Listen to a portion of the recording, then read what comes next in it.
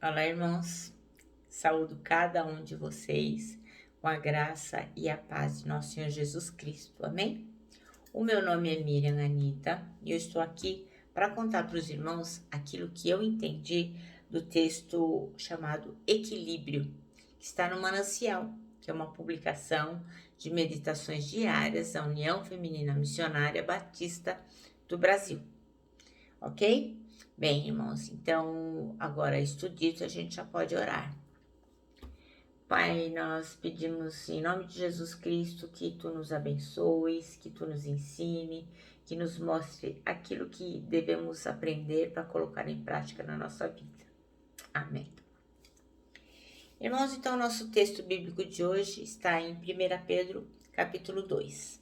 E eu vou ler com os irmãos. E diz assim: Portanto, abandonem tudo o que é mal, toda mentira, fingimento, inveja, críticas injustas. Sejam como criancinhas recém-nascidas, desejando sempre o puro leite espiritual, para que, bebendo dele, vocês possam crescer e ser salvos. Pois, como dizem as Escrituras Sagradas, vocês já descobriram por vocês mesmos que o Senhor é bom.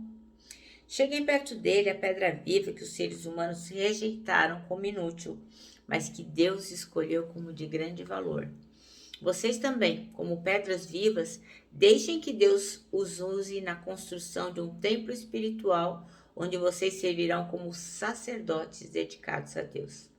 E isso para que, por meio de Jesus Cristo, ofereçam sacrifícios que Deus aceite, pois as Escrituras Sagradas dizem: Eu escolhi uma pedra de muito valor, que agora põe em Sião, como a pedra principal do alicerce. Quem crer nela não ficará desiludido. Essa pedra é de muito valor para vocês, os que creem. Mas para os que não creem, a pedra que os construtores rejeitaram veio a ser a mais importante de todas. Em outras partes das Escrituras Sagradas dizem: Esta é a pedra que as pessoas vão tropeçar, a rocha que vai fazê-las cair. Essas pessoas tropeçaram porque não creram na mensagem, de acordo com a vontade de Deus para eles. Mas vocês são raça escolhida, os sacerdotes do rei, a nação completamente dedicada a Deus, o povo que pertence a ele. Vocês foram escolhidos para anunciar os atos poderosos de Deus que os chamou da escuridão para a sua maravilhosa luz. Antes, vocês não eram o povo de Deus, mas agora são o povo. Antes, não conheciam a misericórdia de Deus, mas agora já receberam a sua misericórdia. Queridos amigos, lembrem que vocês são estrangeiros de passagem por este mundo. Peço, portanto, que evitem as paixões carnais que estão sempre em guerra contra a alma. A conduta de vocês entre os pagãos deve ser boa, para que quando eles os acusarem de criminosos, tenham de reconhecer que vocês praticam boas ações e assim louvem a Deus no dia da sua vinda.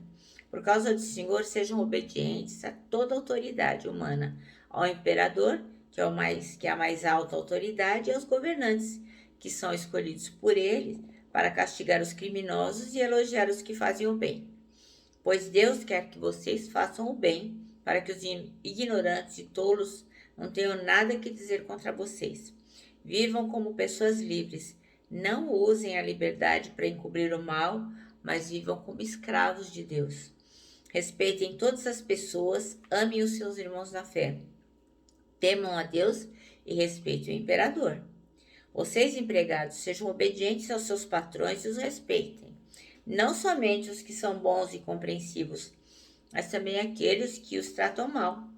Se vocês suportarem sofrimentos injustos, sabendo que esta é a vontade de Deus, Ele abençoará vocês por causa disso. Pois, se vocês fazem o mal e são castigados, qual é o merecimento de suportarem com paciência o castigo? Mas se vocês sofrem por terem feito o bem e suportam esse sofrimento com paciência, Deus os abençoará por causa disso, pois foi para isso que Ele os chamou. O próprio Cristo sofreu por vocês e deixou exemplo, para que sigam os seus passos. Ele não cometeu nenhum pecado e nunca disse uma só mentira. Quando foi insultado, não respondeu com insulto. Quando sofreu, não ameaçou, mas pôs a sua esperança em Deus, o justo juiz.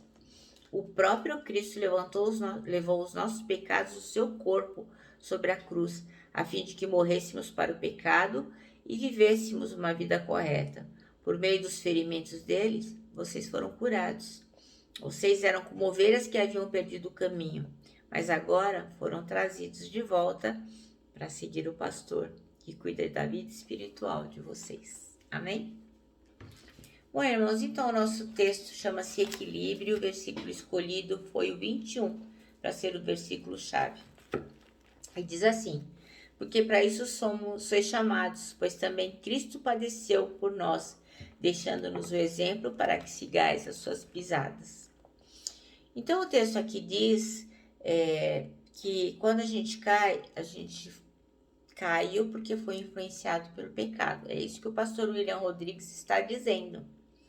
Então, ele conta aqui que para que a imagem de Deus esteja clara em nós, o apóstolo Pedro descreveu todo o processo. Então, ele fala ali no capítulo 2 o que precisa acontecer com toda pessoa que foi salvo, com toda pessoa que aceitou Jesus. Então, ele vai contar aqui 5 adjetivos, 5 atributos das pessoas que são de Jesus Cristo e que devem ter uma vida nova, viver em novidade de vida, um processo de santificação, um processo que nos leva a nos assemelharmos cada vez mais com Jesus Cristo. Então, a primeira coisa que nós somos chamados é de recém-nascidos. Então, nós somos chamados para que a gente possa crescer individualmente, mas para quê? Para que o coletivo, o corpo de Cristo seja edificado. Cada um vai contribuir, então, com o seu desenvolvimento. Então, ele diz aqui que o discípulo precisa assumir a sua responsabilidade pessoal em buscar em Deus, através da oração, através da leitura da palavra, arrependimento, enfim, todas as coisas que o Senhor pede de nós, nós temos que buscar esta fonte do saber para se desenvolver em Deus. Ele nos chama também de pedras, e nós somos pedras usadas para uma construção, que é o corpo de Jesus Cristo, a igreja de Jesus Cristo. É nessa construção que o Senhor vai nos usar. Então, nós temos que fazer o nosso melhor, porque nós fazemos parte de uma coisa muito maior. Então, o que nós temos de importância não está em nós mesmos, mas no conjunto. Outra coisa que a Bíblia nos diz que somos sacerdotes. Então, a gente foi chamado por Deus para adorar ao Senhor e trabalhar por Ele. Então, naquela época, o sacerdote ele possuía a função de cuidar do culto e proporcionar a adoração correta a Deus. E assim também nós somos chamados. Então, o nosso trabalho também é uma forma de adoração. Então, nós não temos que simplesmente ir nas horas do culto, ir lá ouvir a mensagem e ouvir o louvor. Não é só isso a vida cristã, né? Nós temos que desenvolver nossa vida para a adoração e para o trabalho. A Bíblia também nos diz que nós somos propriedade de Deus, nós somos de Jesus. Então, nós temos que testemunhar ao mundo que nós somos de Jesus. Lá em Deuteronômio 7:6 diz isso, que a gente foi chamado para ser testemunha. Então, qual é o nosso papel?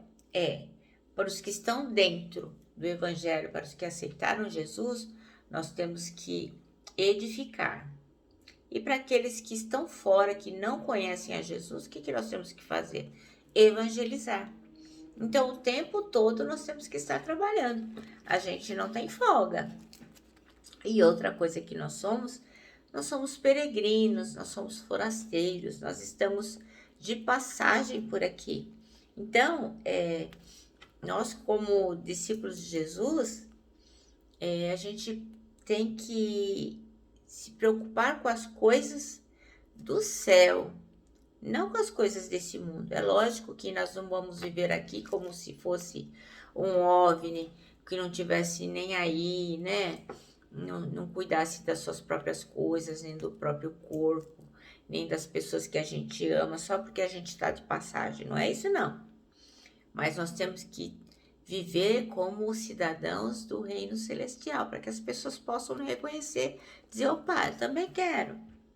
Então, assim, em cada uma dessas ilustrações, que é recém-nascidos, pedra, sacerdote, povo de propriedade de Deus e peregrino, a gente é chamado a ter equilíbrio. Então, é através do equilíbrio dessas áreas que a gente vai manifestar o reino de Deus. Então, eu vou contar para os irmãos uma breve historinha que eu adaptei aqui para a nossa situação. A história chama-se O Jarro de Vidro, e esse jarro é a vida. Então, conta-se que um certo professor, ele colocou um enorme jarro de vidro no meio da sala de aula e disse para os alunos, olha só, eu vou encher esse vaso. E pegou um monte de pedra de vários tamanhos e começou a encher o vaso até a boca. Quando o vaso estava até a boca, ele perguntou para os alunos, o vaso está cheio? Aí os alunos, sim, professor, o vaso está cheio, está até a boca, está cheio de pedra. Certo? Aí o professor, errado, não, o vaso não está cheio.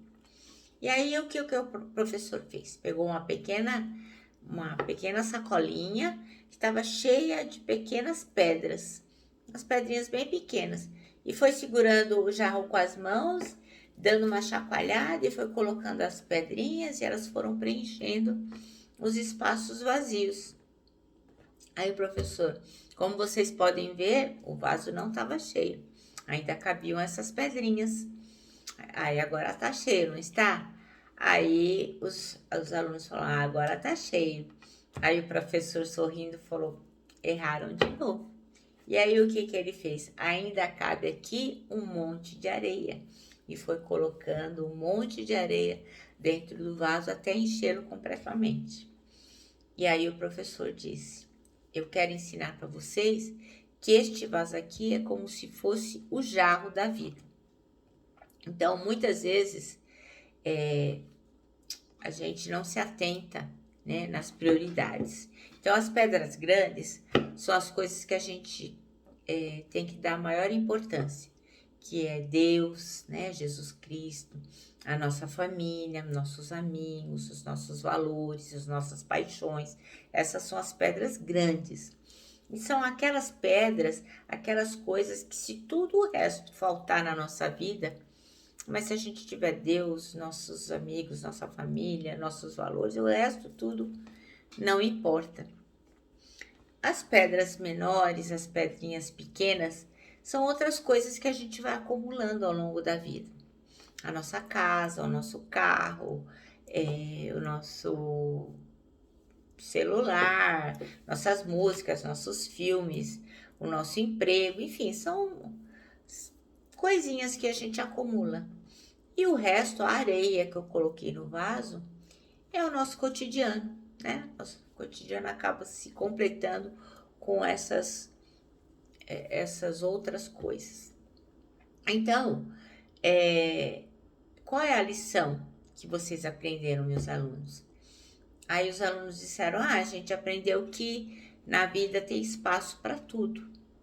E o professor disse, para além disso, e melhor do que isso, a parte mais importante é que a gente aprende que a sequência do que colocamos no jarro da vida traz o equilíbrio. Então, se eu tivesse começado a encher o jarro com as pedras pequenas ou pela areia, não ia caber as pedras grandes. E eu não teria conseguido preencher totalmente o jarro. Então, esse teste mostrou o quê? A importância do equilíbrio, das prioridades, da escolha certa, da hierarquia das coisas. Porque se fosse feito de outra maneira, nem todos os espaços teriam sido preenchidos com sabedoria. Então, se a gente usar toda a energia e o foco com objetivos de menor prioridade, isso vai fazer com que o que não é importante acabe ocupando todo o tempo, todo o espaço que tem na nossa vida. E as coisas maiores, as coisas que realmente têm importância, como, por exemplo, a nossa vida cristã, não vai caber. Então, a gente precisa escolher a prioridade certa para as coisas e viver de modo equilibrado em nosso desenvolvimento espiritual, na construção de uma vida cristã sadia, sendo sacerdotes do Pai, agindo como um povo de Deus, peregrinos exercendo a nossa cidadania celestial. Então a gente tem que ter equilíbrio e investir no nosso modo de viver. As pedras maiores são as que vão nos levar a estar conectados o tempo todo com Deus. Então, outras coisas virão, que é termos tempo para a família, para a nossa saúde, para manter os nossos valores cristãos. Mas muitas vezes a gente deixa isso tudo de lado, distraído por um emprego, por um bem material, colocando nossa segurança e o nosso desejo em outras coisas. Então, encerra o professor a lição dizendo assim: aprenda a colocar no jarro da vida as coisas na ordem certa. Aprenda a dizer sim e principalmente a dizer não. Saiba priorizar Jesus Cristo. Amém? Eu vou aqui ler a última palavra do ancião, que diz assim, ó: precisamos estar atentos ao nosso crescimento espiritual para que proporcionemos o crescimento dos outros.